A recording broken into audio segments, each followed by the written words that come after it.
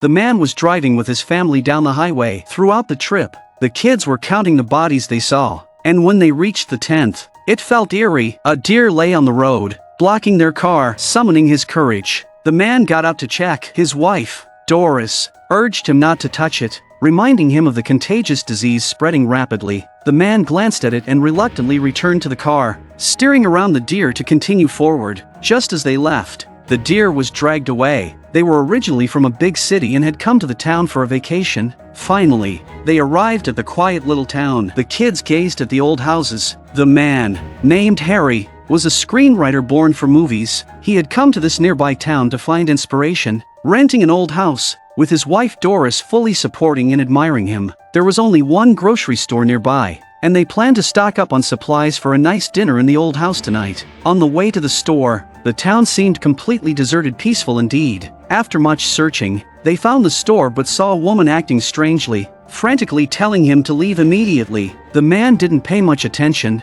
There were crazies everywhere. After buying their supplies, they returned to the house. Harry opened his laptop to get started, while Alma, their daughter, eagerly practiced her violin. Harry stared at the computer, listening to the violin, his mind a complete blank. He wanted to control himself since Alma's dedication was every parent's wish, but with the script deadline approaching and nothing in his head, he was getting anxious. He pulled Alma aside, hoping she would take a break. Just as Doris walked in, understanding her husband's pressure, Doris decided to take Alma out for a walk to give him space to write. Doris and Alma strolled around, chatting as they walked. The place was terrifying, with tombstones scattered everywhere. Suddenly, a man heard their conversation from afar. They saw the man and turned, walking faster to get away, but the man followed. Doris began to run, and the man ran after them. They rushed back to the house and quickly locked the doors, but the man pounded on the door and windows. It was clear he was excited, treating them like prey. Doris immediately called the police. By the time they arrived, the man was gone. Even more strangely,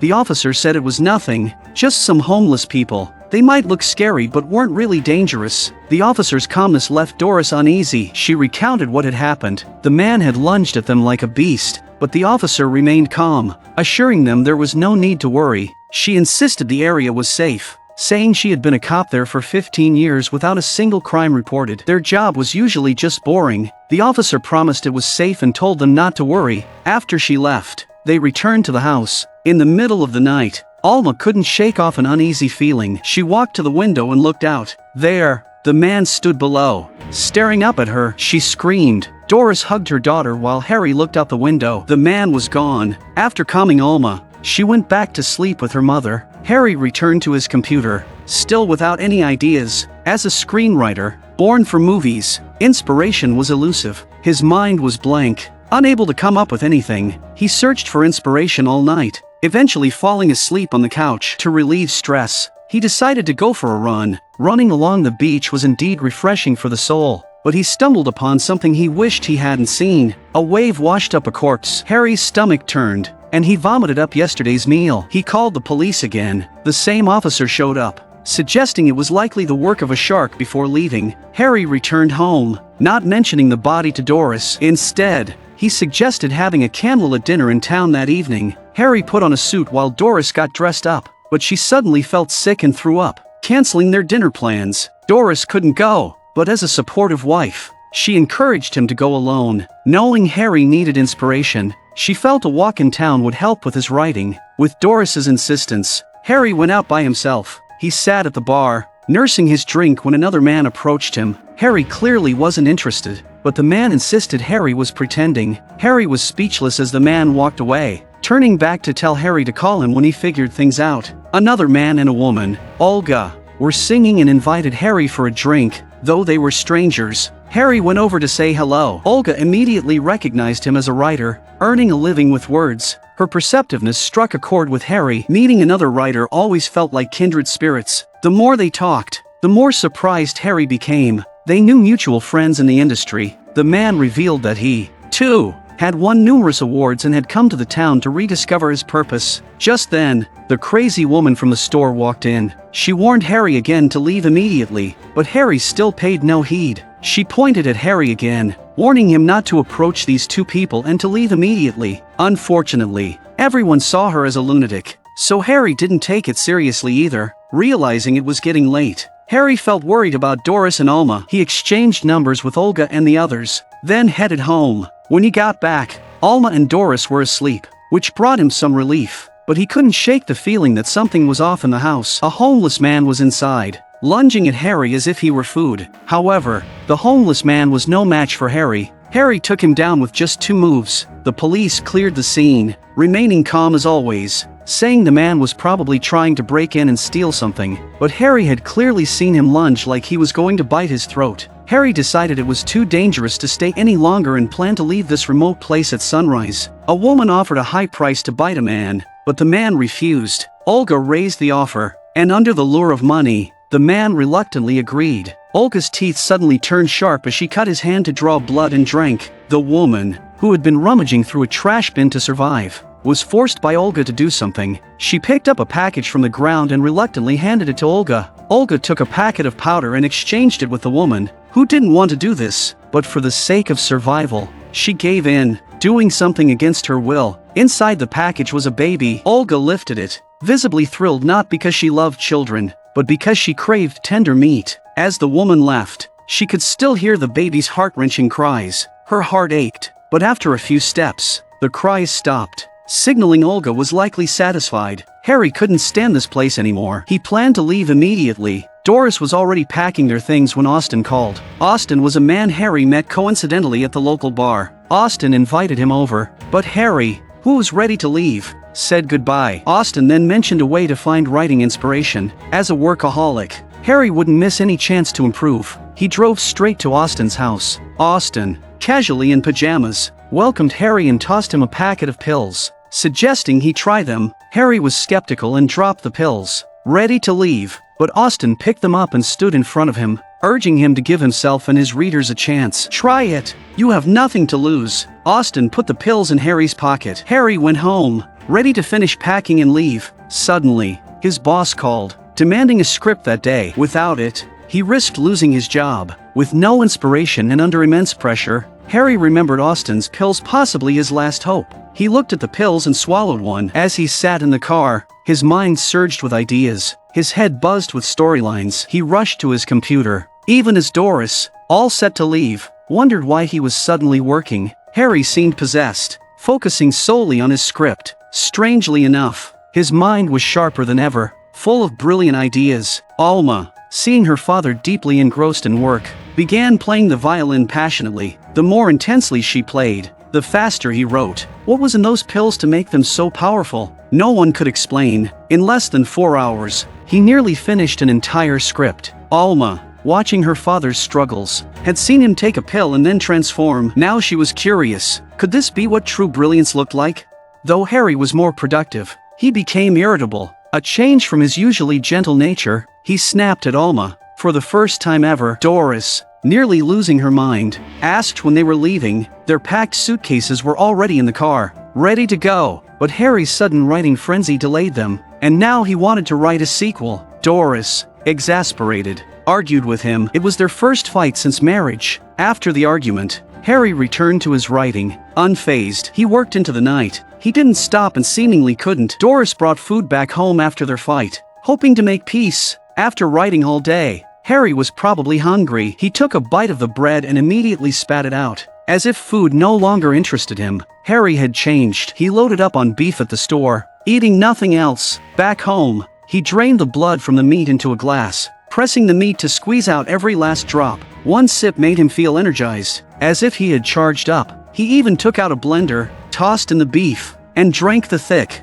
bloody mixture all at once. Feeling exhilarated, he returned to his computer, writing non-stop, day and night without tiring. Doris and Alma slept while he worked. When they woke, he was still at it. The next morning, he was still at his desk. It had been 2 days and nights without leaving the computer. Doris grew extremely worried, barely focusing on making meals. Distracted, she accidentally cut her finger, and Harry's eyes locked onto the blood on Doris's finger. His first reaction wasn't to worry about Doris. He started salivating instead. It was a physical and psychological response. He grabbed Doris's hand and started sucking on it. Doris pushed him away. He wasn't stopping the bleeding he was feeding. Doris saw the blood at the corners of his mouth and panicked, and Harry was just as alarmed. This instinctive reaction shocked him, so he drove to Austin's place. The pills were more sinister than he had thought, but Austin, calm as ever, told him the pills only worked for intelligent people. Clearly, Harry was one of them. 4 idiots. They turned them into zombies scavenging through garbage. He called Austin a madman,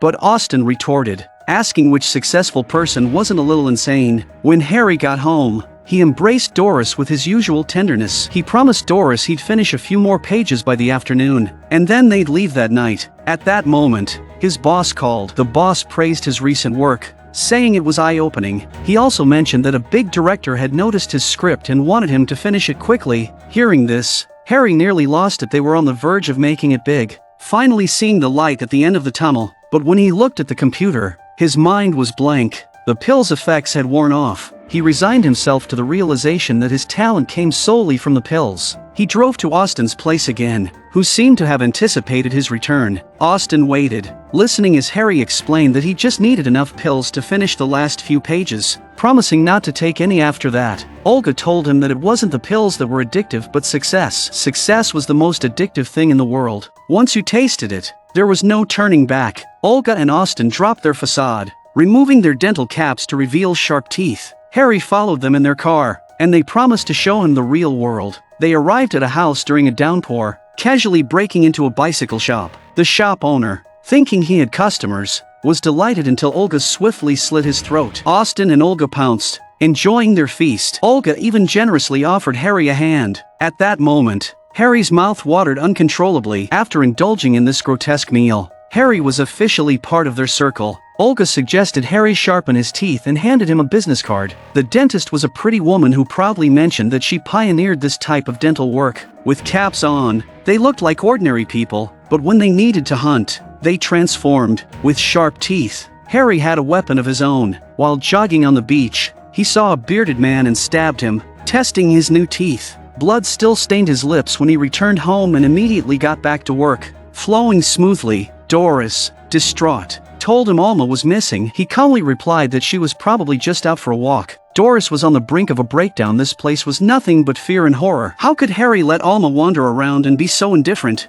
Doris was so angry she nearly smashed his computer. Harry, infuriated, yelled back, saying he worked this hard for their family. After the fight, he returned to his writing. Alma sneaked into her father's study, found the pills, and swallowed one before playing her violin with newfound intensity. Overwhelmed, she fainted but woke up eager to play again. Her mother, heavily pregnant, couldn't take the loud playing. Pregnant women needed peace. She asked Alma to stop, mainly so she could rest too. To her shock, Alma snapped, accusing her mother of being jealous of her talent and trying to stop her from playing. Alma said Doris wanted to leave because she was jealous. Doris, now furious, firmly ordered Alma to her room, forbidding her from leaving. Though harsh, it was meant to protect her. Doris felt heartbroken. It was the first time Alma spoke to her that way and the first time she had to be so strict with her daughter. After crying herself to sleep, she woke up in terror. Alma was gone. She searched the entire house but couldn't find her. Seeing Harry still glued to his desk, she anxiously told him Alma was missing. He calmly replied that she must be out for a walk. Doris went out alone and finally found Alma. She was horrified. Alma was digging up a dead rabbit and biting it like a wild animal. Doris took Alma home and scrubbed her in the bath. Alma, annoyed by her mother's affection, pushed her away. Harry, walking in, was stunned. He had risked everything for ambition, but seeing Alma fall into the same trap was something he never expected. The police came to investigate, and Doris, wanting to protect Alma, feigned labor pains. Being pregnant, Doris was taken to the hospital by the police. Seeing Doris in that state made Harry even more worried. He sent Alma out to get some drinks. Alma, who used to love juice, was no longer interested. What excited her now were packets of blood. She swallowed saliva. Staring at them, Harry called her name, nearly startling her. They stayed at the hospital until night. Then Harry and Alma went home. In the car, Harry directly asked her when she took the pill. Alma admitted it honestly. Harry told her to stop. The pills had side effects. Alma said she wanted success and to be exceptional, no matter the cost. After Harry's persuasion, they finally reached an agreement. No more pills for anyone. Harry went back home and stared at his computer, struggling to come up with a script. He pulled out a pill and swallowed it. Turning around, he saw Alma reaching out for one too. Harry had no choice but to give her one. They went to a restaurant and ordered rare steak, mainly for the blood. Alma told Harry she wanted to try fresh blood. Harry made her promise to never, ever get it on her own. He would find a way to get it for her. The easiest targets were strangers. Harry knocked on the door of a small house. A woman answered, but it didn't matter to Harry as long as it was a person. The woman let him in and was about to ask how he wanted to play when Harry apologized. He planned to kill her with that single apology, but he was too late. Someone knocked him out. When he woke up, he was tied in the basement. It was a trap. Harry smashed the glass on the door. The woman and a man stood outside. Harry asked what was going on. The woman calmly pulled out a pill and explained. The man had certain unique qualities, and she told Harry to brace himself. She even mentioned the entire thing would be filmed. Harry pretended to take the pill. As he stepped out, the woman and the man started adjusting their cameras and lights. Harry spat out the pill and removed his dental caps, using his sharp teeth to bite through the ropes. The woman and the man started their act, playing deranged characters, introducing the night show to the audience. Harry suddenly lunged at the woman's throat. The man finally saw what true madness was. Harry bit into her and packed some for Alma. The little girl savored it. She whispered to her father with admiration, "This is what love looks like." But what Harry didn't expect was that his boss showed up. Ever heard someone curse politely? That was her. She was the boss of a movie script company. She even went to the Inspiration Bar alone for a drink, where Olga and Austin sang freely, but maybe dealing with too many stars made her unimpressed. She found their singing terrible. Melanie couldn't take it anymore. She was bold and loudly said how hard it was to have a quiet meal. They kept singing the same song, driving her crazy. It was obvious she was speaking to Austin and Olga. Austin's eyes flashed with a hint of menace. He walked over to greet Melanie. Melanie wasn't being polite. They exchanged a tense glance before parting. The clueless Mickey approached next, trying to charm Melanie, who was already furious. She yelled at him, but Mickey didn't care no matter the tone or words. He stuck like glue. Mickey followed Melanie, knowing who she was, and handed her his script, begging her to read it and give him a chance. Melanie, wanting him off her back, took the script and told him to leave immediately, but Melanie's professional instincts kicked in, and she read it. The script stunned her. It was that good. Melanie called Mickey in, and within minutes, she figured out his secret. He had taken the pills. Melanie asked him to get more pills. She saw a business opportunity. Mickey complied. Getting close to the elite was rare. He snuck into Olga's place while she was out and found a big bag of pills. Mickey thought the pills were treasures reserved for the upper class. The first thing he did was swallow one. At the beach, he spotted a man and tried to mimic them by attacking him. But before Mickey could act, the man mocked him. It wasn't unusual. Mickey was used to living without dignity. He pulled out a knife, and with a flash of silver, he attacked. The man wasn't hurt and knocked Mickey down. Still, Mickey kept stabbing wildly. The man dragged him into the sea, trying to teach him a lesson without killing him. After nearly drowning, Mickey lunged at the man's foot and stabbed, then bit his throat, drinking the blood. When he returned home, Olga was waiting for him. Olga knew he stole the pills and told him to come to her next time instead. But there was a condition. He had to take care of Melanie. Mickey went to Melanie's place with a knife, only to find her in the shower. Melanie stayed calm, persuading Mickey within minutes to put the knife down. She made him reveal the pill supplier. She wanted direct access to the source. She planned a massive business empire. Mickey, already a fanboy who longed to be in the upper echelon, became her loyal follower. These three would lure people in, and once inside, families were doomed. They would drain them of blood. This time, Harry was different. He brought a thermos to take some blood home for his child. Olga noticed and pulled a gun on him, asking what was going on. Harry confessed about Alma. Austin was shocked. "She's only 9. How could you get her into this?" Olga demanded Harry stop giving Alma the pills. Her body couldn't handle the side effects. Harry was stunned, thinking the pills were harmless supplements, and promised to stop. But as soon as Harry left, Olga whispered to Austin, "Children's blood is the finest." Harry had it rough. He needed to keep Alma fed with blood and work hard to raise her. Parents sacrifice, even if they don't eat so their kids can. That's the basic duty of a parent. Harry's boss visited his home while Alma, starving, could barely hold on. He asked the boss to watch her for a while. "I'll be quick. Won't take more than 3 hours." He rushed out, no question. He was on a blood hunt. Melanie, always laid back, told Alma to play on her phone while she went upstairs to take a nap. Soon, there was a knock at the door. Alma opened it to find the female officer standing there. The officer, sensing something was off, wanted to see if she could get some information from the child. But she didn't expect that Alma was eyeing her hungrily, saliva trickling down her throat. While the officer was distracted, Alma swiftly stabbed her with a precise strike to the throat. Lethal. Alma licked the warm blood off the blade. When Harry came home, he was shocked to see the officer lying on the floor. She was a brilliant scientist known as the chemist. She had developed a pill that could make people more exceptional, but it had many side effects. Talented people became more gifted, while average people turned into wrecks. Even the chemist didn't know all the potential drawbacks, so she needed many test subjects. She recorded reactions step by step before making further adjustments. She met Mickey at the bar while he was looking for opportunities and brought him home. As soon as he arrived, he started taking off his pants. The chemist told him to calm down and chat first. Her first question was about his ambitions because the pill worked by triggering desires. It was clear that he wasn't interested in flashy illusions. He was used to getting paid for the work he did. No more, no less. The chemist still paid him and made a bold promise: if he brought someone in, he'd get $50. Under the lure of money, Mickey quickly brought someone to the chemist. It was obvious this person was average. His life had already been difficult, and after taking the pill, it only got worse. He started vomiting after drinking and losing hair until he was bald. His skin turned pale, dark circles appeared, and he became more insecure. The chemist took notes as he came to pick up more pills to push the experiment further. She told him to return in 3 days. When he asked why he was always cold, the chemist said it was because the weather was getting cooler and suggested he buy a coat. He picked out an old, historic Halloween coat. He met a woman who, surprisingly, wasn't afraid of him and even chatted with him, but he grabbed a glass bottle and slashed her. Before she could fall, he started drinking her blood. On Halloween, people loved dressing up as monsters, but he was the real thing. He scared himself and reluctantly returned to the chemist. Bald head bowed. He asked why he, a lifelong vegetarian, now craved human blood. He admitted he couldn't control his urges and had just bitten a woman. The chemist explained that the pill revealed his true nature, bringing out deep-seated hatred. Talented people lived authentically,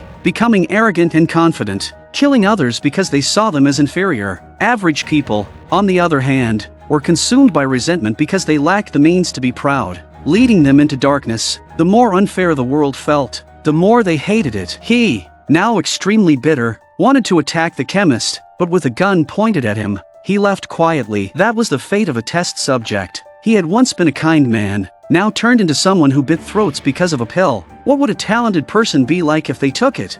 This old woman was an author, dreaming despite her age. She self-published her books to chase her dream. Self-publishing was tough for most, but money wasn't an issue for her. It was the pursuit that mattered. Yet, dreams often dealt the harshest blows. At her book launch, only 3 or 4 passers-by showed up, and she sold just 1 copy. She felt crushed, but what hurt more was her husband's constant criticism. She found it odd. He knew she loved writing when they met, so why did he despise it now? The old man bluntly told her that he didn't know she was like this before. Now, after living together, he couldn't stand it. If he had known, he would have stayed single forever. Frustrated, she went to the bar to cool off with a drink. Mickey approached, always knowing how to cheer up a downcast customer. A single pill made the old lady feel young again, and she started dancing wildly. Onlookers stared as if she were possessed, but she loved it. It was only a fleeting escape from her troubles. Once sober, reality set back in. She didn't want to sober up again and asked for more of the magic powder. Seeing an opportunity, Mickey directed her to the chemist, saying her pills were more potent.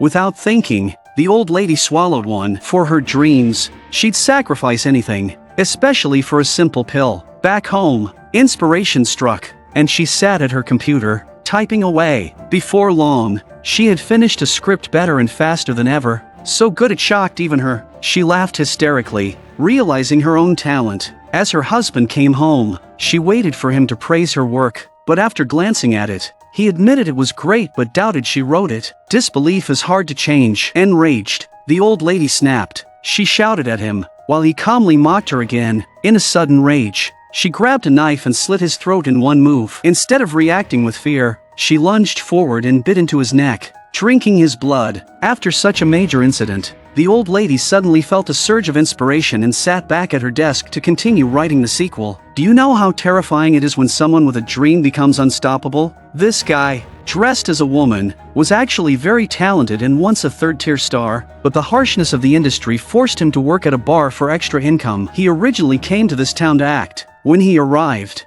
he discovered the organizer had disappeared. With no money left in his pocket, he had to perform as a clown at the bar to entertain people. His performance caught Olga's eye. After his shift, Olga even invited him for a drink, admiring his talent. A conversation revealed that he was, in fact, a star. As it turned out, the missing organizer had been taken out by Olga, all for a sip of blood. The guy was exasperated and vented about the unfairness of being underappreciated. Olga handed him a pill, telling him that swallowing it would launch a new chapter in his life. This guy, named Austin, didn't hesitate and swallowed the pill in one go. Within moments, Austin felt an electrifying energy coursing through his body. Austin led Olga backstage, where 4 drag performers were. They usually looked down on others because they were in a class of their own. Before they could mock Olga, 3 of them were already down, shot by Olga. Austin and Olga began their feast. The 3 were enough to fill them up, so they didn't bother chasing the one who fled. The escape was nerve-wracking,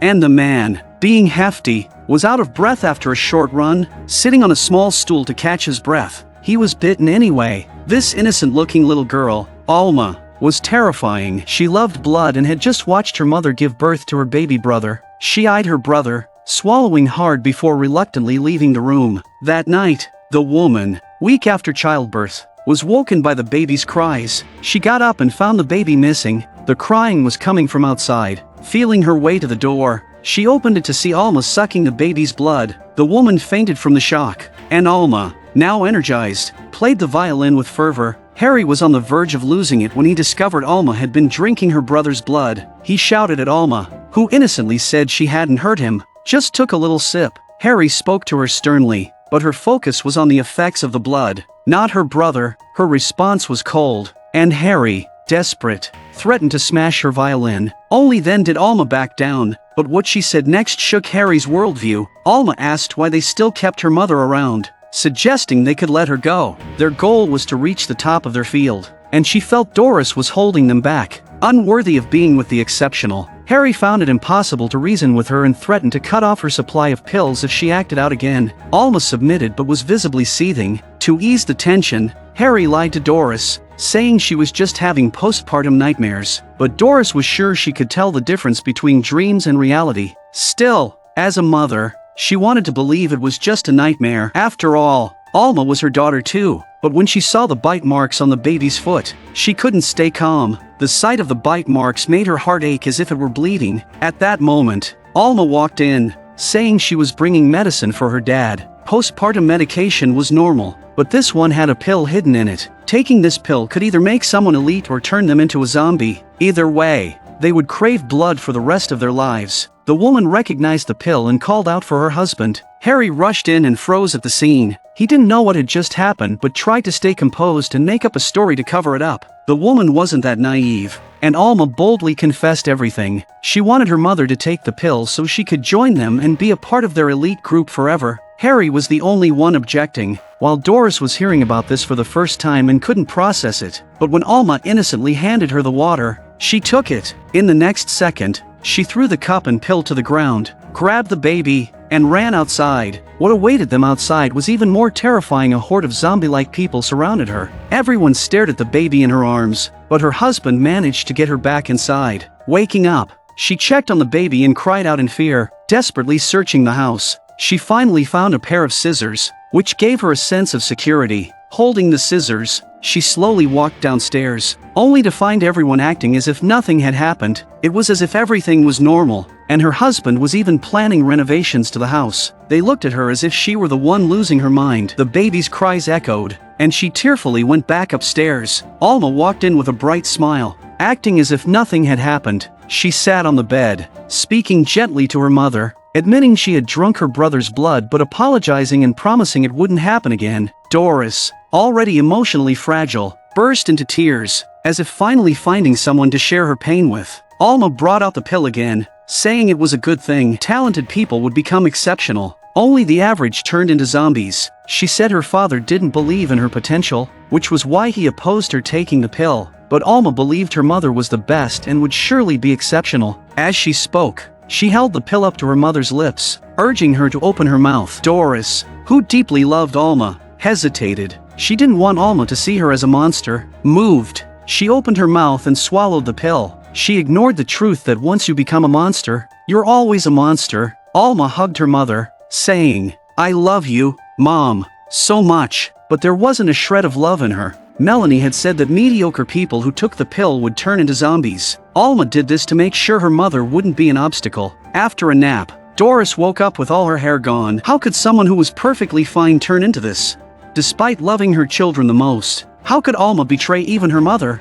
No longer fully human, but driven by an uncontrollable urge, she was compelled to reach for her newborn. Luckily, Harry came back just in time to stop everything, but Doris barely recognized him. The baby's cries triggered something in her, pushing her to grab a knife again. Harry had no choice but to shove her into a room and lock the door as she pounded and shouted. Even her voice no longer sounded like the gentle Doris he loved. Listening to Doris struggle behind the door felt like his heart was bleeding. Harry confronted Alma, asking why she tricked her mother into taking the pill. Alma confidently said she knew this would happen, but she claimed it was necessary to prevent her from interfering with them any longer. After one night, Doris was barely different from a zombie. She couldn't recognize familiar faces or even herself. Almost like a walking corpse, Harry now faced a choice: keep this zombie-like being, or set her free and start anew. His priority shifted to raising Alma and their son, fulfilling his duty as a father. He would atone for his actions later. It pained him deeply, but when he thought rationally, Alma's argument made a bit of sense. Was he truly rational or just overwhelmed with confusion? He released Doris, leading her outside and letting her go. He held Alma's hand, looking at her, losing one love. He resolved to pour all his affection into Alma and love her doubly from now on. Losing something made him understand its value. Alma looked at him with no trace of sympathy for her mother. Alma and Melanie went out shopping and saw Doris scavenging animal carcasses by the roadside. Alma kept walking indifferently, ignoring her mother as if she were a stray dog. Harry constantly thought of Doris, plagued by guilt for what happened to her. Whenever he heard the slightest noise outside, he wondered if Doris had come back. He regretted driving Doris away and wished for her return, even if it meant caring for a zombie. But Alma was different. She considered the past irrelevant, believing only the weak longed for it. She focused solely on the future, feeling no remorse, convinced she'd done the right thing. But none of that mattered when Harry realized his son was missing. Olga had taken him, leaving a note telling Harry where to find her. Harry and Alma went to face it, while Melanie gathered all the zombies on a hill, tricking them into taking more pills. Claiming they'd return to normal, she became their commander. When Harry arrived at Olga's, Austin prepared for a fight. At that moment, Melanie led the zombies to the house. The chemist grabbed the baby and ran to a safe room as the bloody battle began. The frenzied zombies charged but were no match for Olga and Austin. However, sheer numbers overpowered them, and they were torn apart by the horde. As the zombies grew wilder, Melanie shot them from behind, taking down Olga and Austin. That was her plan all along, including giving them pills that heightened their frenzy, not restoring normalcy. The chemist had provided them to Melanie as part of their agreement. After everything he'd been through, Harry felt he'd learned profound life lessons. He decided to quit the pills and take Alma and his son away to live a simple life. It sounded idealistic, and Alma hugged him tightly. As a parent, Harry had no reason to be wary of his child, but Alma bit him, killing him. Out at sea, two men noticed something strange on the water, thinking it was a big catch, only for a body to surface. The sight alerted the police, prompting an investigation. The police's questions were met with indifference from the townspeople, making the inquiry seem pointless. Frustrated, the police left, suspecting something was off. The small town's tolerance for such behavior soon led to a zombie outbreak in the surrounding area. A security guard, now an uncontrollable zombie, lunged at passers-by. The police, seeing this for the first time, had no choice but to shoot on sight. All of this was orchestrated by the chemist. By now, the chemist and Melanie had become incredibly wealthy. They used the pills to control a supply chain that provided scripts for them. Melanie was overwhelmed with projects and lived in a mansion with a pool, everything as extravagant as you could imagine. Alma stayed with them, dining daily, while Melanie hired a personal trainer for her. Alma's appetite was huge. She nearly needed an entire person's worth of food daily. Alma finally achieved her dream of competing in a violin competition, playing well thanks to the pill. But but her defiant attitude left the judges speechless. One judge, himself a violin prodigy with a legendary career, approached her. In Alma's eyes, he was nothing. The judge tried to teach her that humility was essential and that life and music were intertwined. Without understanding life, music could never be truly good. Despite his earnest advice, Alma took it as scolding. Annoyed, she killed the judge and went back to munching on her snacks. This journalist was an icon, a literature professor known for teaching students who won countless awards, a celebrated mentor in the literary world. After the professor finished his speech, Melanie took the microphone and started hers. Melanie was born to give speeches. Her speech stayed on theme, convincing the students below to take her pills so she could make more money. The professor had no idea, as Melanie hadn't mentioned any of this before class. Unexpectedly, Melanie publicly called the professor just a typist, saying he had no creative talent. The professor couldn't stop the chaos as everyone took the pills. Those with talent became the elite, while the untalented turned into zombies. Soon, the entire street was filled with people biting each other, and the professor was no exception. He was drained dry. The city fell into chaos, and the chemist watched with satisfaction. She was pleased with the city's downfall. She began preparing to move on to the next city for another trial. This woman was happy, spending her days cooking, dancing, and enjoying her sweet child's company. She believed she was the happiest woman in the world. She finished making dinner and called her son to come inside to eat. He said he'd come in later, but then the boy saw a tornado heading their way and shouted excitedly. It was the first he'd ever seen. The woman didn't notice because the music was so loud, and she was lost in it. Suddenly, strange things happened. The music played backward, and time seemed to reverse. She started to worry about her son but found he had vanished right before her eyes. Panicking, she rushed outside only to find a toy car. Even stranger, the phone rang, and it was her son telling her not to be scared. Before she could react, she was lifted to the ceiling. At that moment, the boy returned, extending his tiny hand. The woman was stunned as the boy's eyes turned white. Just then, the man of the house came in, whistling. He was shocked to see his beloved wife floating, still looking gentle, but with white eyes that were terrifying when opened. She made an unidentifiable noise that gave the man a splitting headache. And suddenly, his head exploded. This sinister force didn't just affect the townspeople, it reached the president as well. The president asked for an explanation and went to an isolated hill, only to find someone there. He brought the woman back, trying to understand what was happening, but communication seemed impossible. Further investigation revealed that the woman was actually 60 years old. How had she managed to look so young?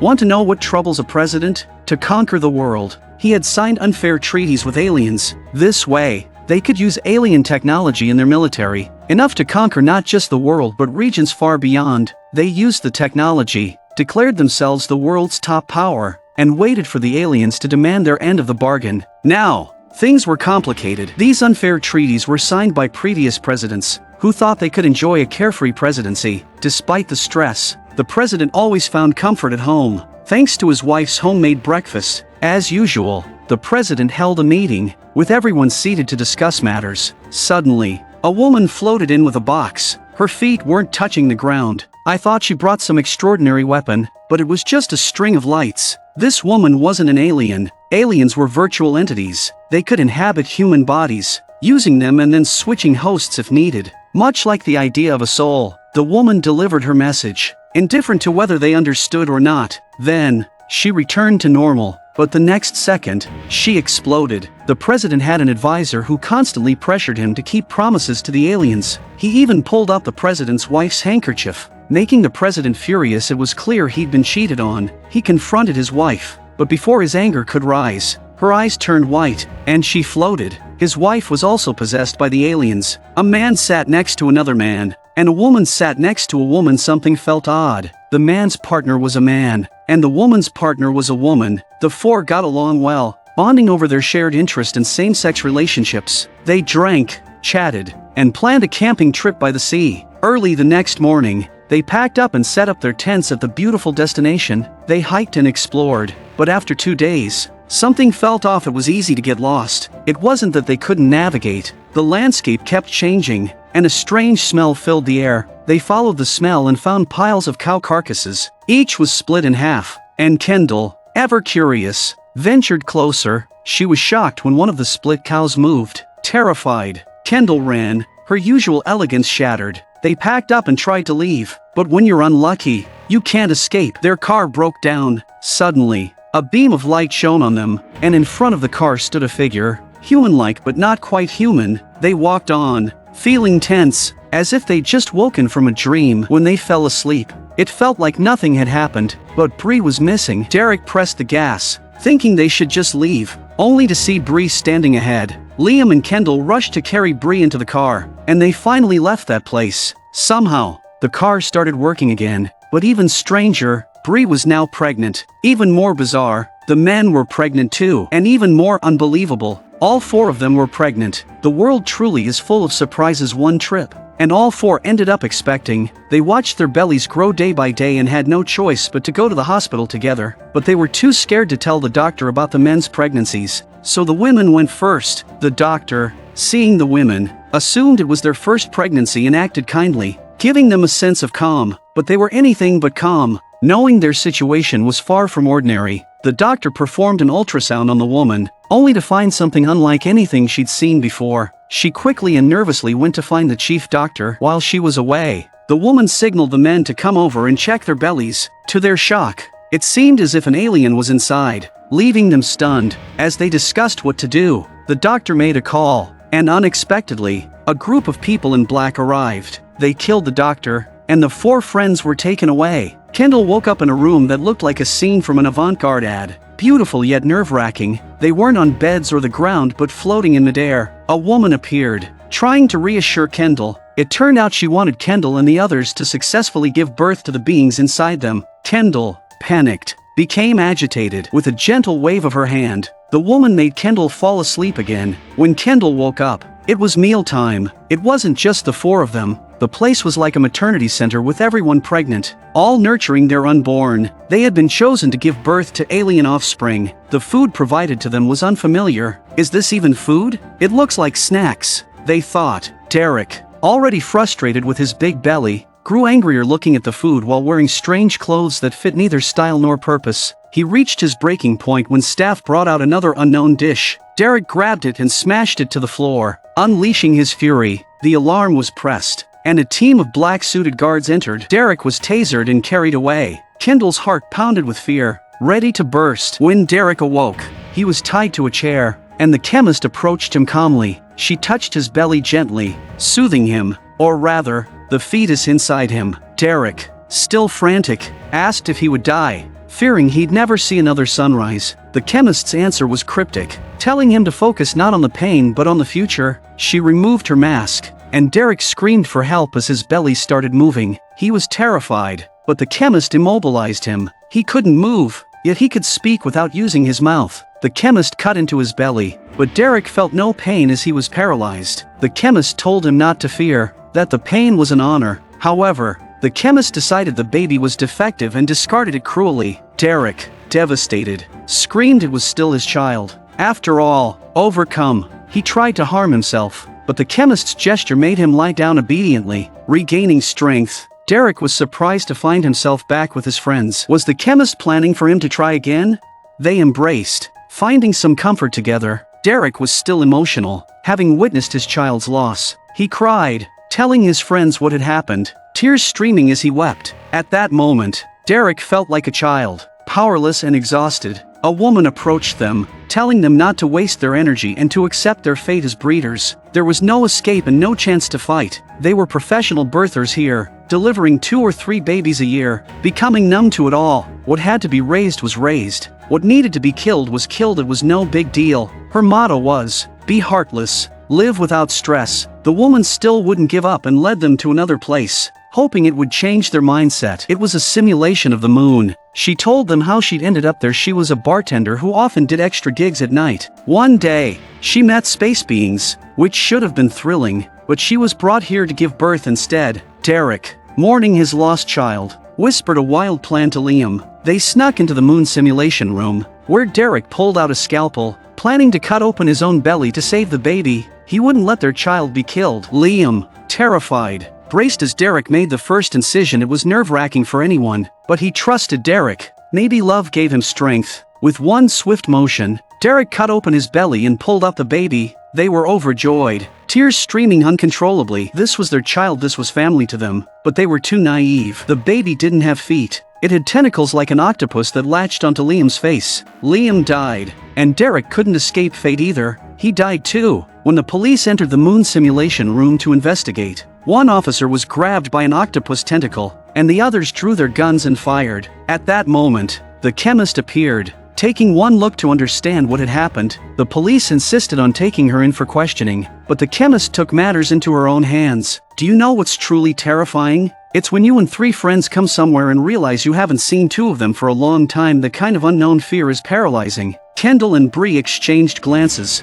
realizing that being here was no different from being imprisoned. The only difference was that in this prison, they had a task: to keep giving birth. They followed an announcement to the hall, where they saw fellow prisoners eating heartily. They asked if they had seen their friends. The fellow prisoner optimistically suggested that maybe they had escaped. Kendall knew not to trust anyone here. She followed the path to the moon simulation room and found Liam and Derek hanging there, along with police officers. Kendall couldn't hold back her tears as she saw Liam. The chemist arrived and took the 2 women back to the lab. It looked like Kendall and Bree were next. They were anxious but powerless to resist. Feeling like there was no end in sight, the chemist approached kindly, while the staff worked skillfully. With a gentle scoop, the baby was out, making Bree even more nervous. In that moment, the chemist judged the baby and shook her head. It was another reject. Bree burst into tears, while Kendall covered her mouth. The staff, knife in hand, drained Bree and cut her open. Kendall couldn't even cry. The chemist waved her hand, and Kendall felt sedated, unable to react. The diligent staff moved to Kendall and pulled out another baby. This time, the chemist was pleased. The baby was a success. Rejected ones were killed, but successful ones survived. Right?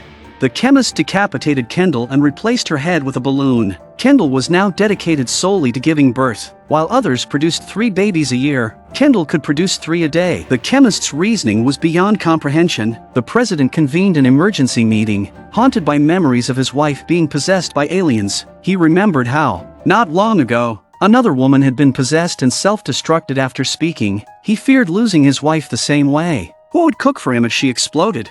The thought terrified him, so he picked up a pen and signed the agreement. Luckily, his wife survived, and the president felt relieved, but the agreement pushed humanity to the brink. This man, now aware of the strangeness, somehow secured a position close to the president. Lightning and thunder flashed as a handsome man appeared, shocking the president, who sounded the alarm. The man, seemingly with superpowers, simply glanced at the guards, sending them flying into the walls. It was clear his power was immense as he entered the presidential suite, calmly and politely addressing the president. He was an alien liaison, there to monitor the progress of the agreement. Want to know what troubles a president? This one had many. All he wanted was to read the newspaper in peace, but that was impossible. He heard noises from the pipes and followed them through a hidden passage. Pushing aside a box, he pressed his fingerprint against a scanner. The president stepped inside, and the lights automatically illuminated. If his hunch was correct, this was an elevator descending deep underground. He didn't know how many levels it went down. It was terrifying. He continued down the path,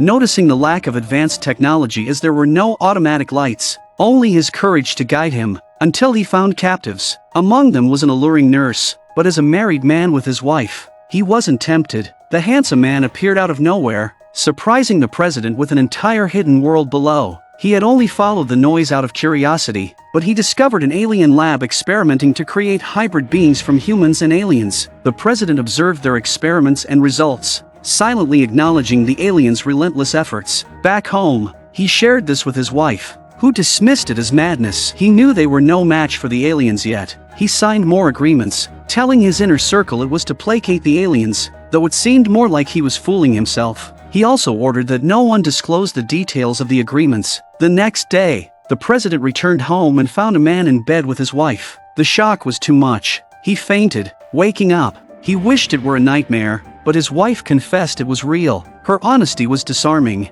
and she even said she hadn't felt so satisfied in years. Bluntly, the president asked how she could be so unapologetic. She shocked him with her response, saying the handsome man wasn't human. Since he wasn't human, she saw no harm in playing with him. The president left, but work still required him to deal with the man due to their agreements. When the man saw the president again, he practically ignored him. enthusiastically chatting with others instead. But when the experiments were revealed, old grudges were set aside. What would happen to Earth? Back home, his wife sat as usual, unfazed by everything. She sat there, calm as ever, whether it was national or personal matters weighing on him. The president, unable to bear it all, fell ill unexpectedly. The man came to visit him. The president's last words were to his wife, saying she and the man were a perfect match. With that heartbreaking statement, he died. Little did he know, it was all part of his wife's plan. There were no aliens. It was a smokescreen. She didn't want to be the woman behind the man, she wanted to be president. She appeared to spend her days in the kitchen, but her ambitions were far-reaching.